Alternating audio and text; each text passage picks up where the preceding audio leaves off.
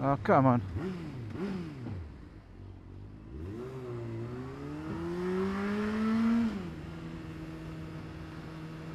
Hello, people, and welcome to the Motovlog I didn't want to do. So, today's theme is all about theft. How the situation is going around London and what it's actually creating for us motorcyclists. So, the situation is, in fact, out of control. This is something you don't see stamped on the media all over the place, but they do address it every now and then, especially in newspapers. They do address, but it's something you don't actually see as a problem. They don't consider it to be a problem, even though last year alone 16,500 bikes were stolen, not to mention the ones that are never actually where the owners actually never go to the police and report it as stolen, because if you have a 300-pound bike and it gets stolen, most people around here in London wouldn't really make a fuss about it. It's like life goes on, doesn't really matter, let's not report it. So on top of this 16,500, we can only imagine how many more was there. And this is still not addressed as a problem. Things are changing, little by little. Things are changing. Let's see how long it will take for us to actually feel safe on the streets while riding and not be afraid of getting acid thrown at our faces or being stabbed just so that can actually take our bike. Couriers or delivery guys and girls are the ones that suffer more with this problem, because they get called out, someone places an order, they go there, deliver the order, the bike gets stolen. This is kind of normal practice. Either that or they're caught on the street and they're robbed, taken off their bikes, probably stabbed, like it happened to two Brazilian guys, if I'm not wrong. So it's not the ideal situation for us to be living in at the moment around here. Right now around London, you really need to think about all the cons and all the pros of actually riding a bike. So is it worth it for one day for you to go to work and then suddenly get stopped by a gang on mopeds and get taken off your bike and blah blah blah blah blah? Now this is something that is actually starting to come into mind of people. Is it worth it to pay £1,000 insurance a year, risking your life? Because let's be honest, every time you ride a bike, we're risking our lives. It's our own choice. It's our own choice. I'm not saying it's not, but it is one of the cons of riding a bike, is every day can be a last day.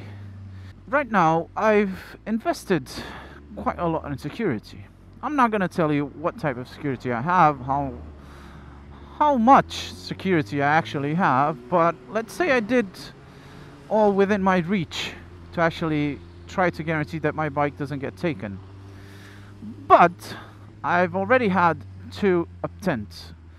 And I say attempt because nothing actually happened, but for 2 separate times, I went to my bike and the bike was uncovered. So I keep my bike covered, locked, blah blah blah blah blah, you know the drill. One time I went to the bike, it was uncovered. I found another damaged bike close to it, and let's say this is a kind of a secure parking. Let's consider it to be somewhat more secure parking than the street. There was another bike quite damaged next to it, so they took the ignition barrel out of the other bike. They actually didn't touch the Hornet. They actually didn't touch the Hornet, probably because they looked at the security and they thought if it was worth it or not, the effort.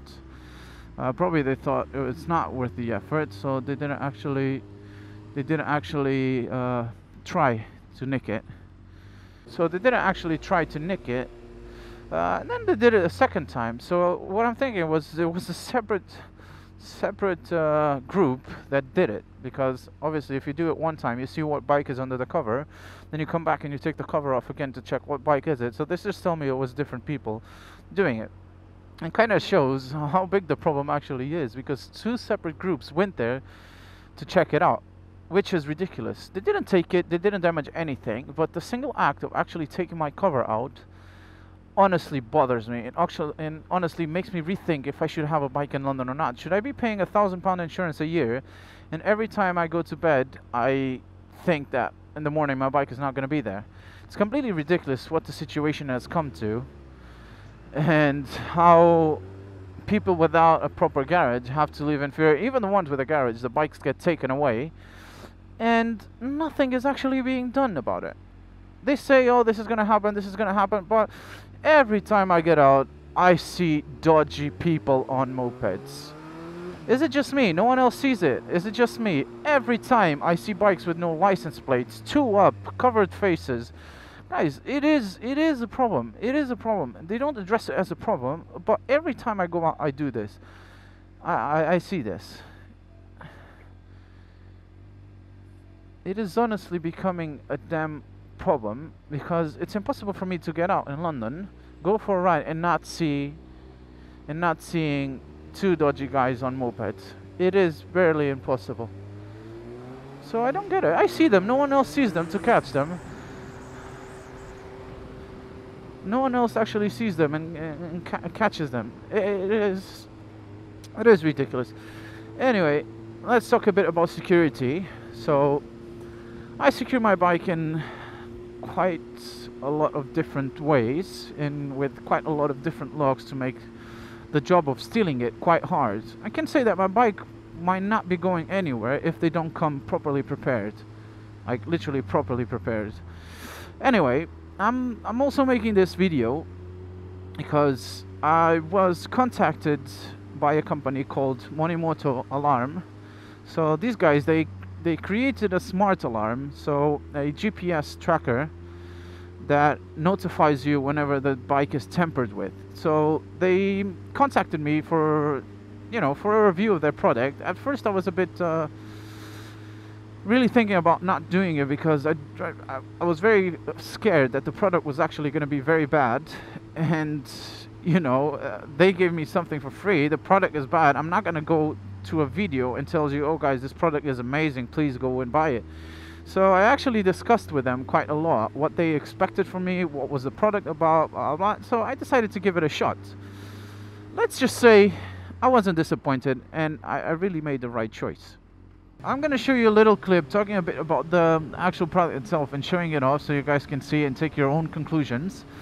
But I must say, this is my last line of defense when it comes to theft, because let's be honest, you can lock your bike as much as you want. Everyone tells you, oh, but if they come with an angle grinder, they will take it. Yeah, absolutely right. You can do the mission as hard as you can for them. If they want to take it, they will take it. Your last line of defense is actually knowing where your bike is when it's taken. So how do you know where your bike is? A tracker.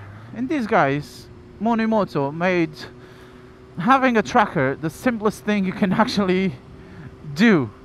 Alright guys, so this is the tracker I was talking to you about in this motovlog. So I'm gonna do this really quick because I don't want to waste too much time. So this is the box of the tracker. As you can see, it's extremely small comparing to the hands. You open it up, it comes with two things: the tracker and a key or a fob. So these are the two elements you need for the tracker to work. So this connects to that via Bluetooth. When this goes away, so when you put this in your keychain or in your pocket and you get away from the bike, you go away from the bike, you take this out of the picture, this activates. All right, so you don't need to do anything. You just ride your bike, you get off your bike, tracker activates. When these two are together, tracker goes into sleep mode. So it detects the key is next to the bike, which means you are riding it and it goes into sleep mode. So nothing happens. The tracker works with GPS and GSM. So GPS, global positioning system. When GPS fails, GSM comes into place. So GSM is mobile network. So it has a SIM card inside, which is connected to your phone. When you go through the setup, it connects to your phone. Sorry, I'm trying to get this here. It connects to your phone. So if GPS is not available, it will try to triangulate to position via GSM. If not, it will use exact coordinates from the GPS. It takes about 2 minutes from the moment you take it out of the box to actually set up. So you need to download the app.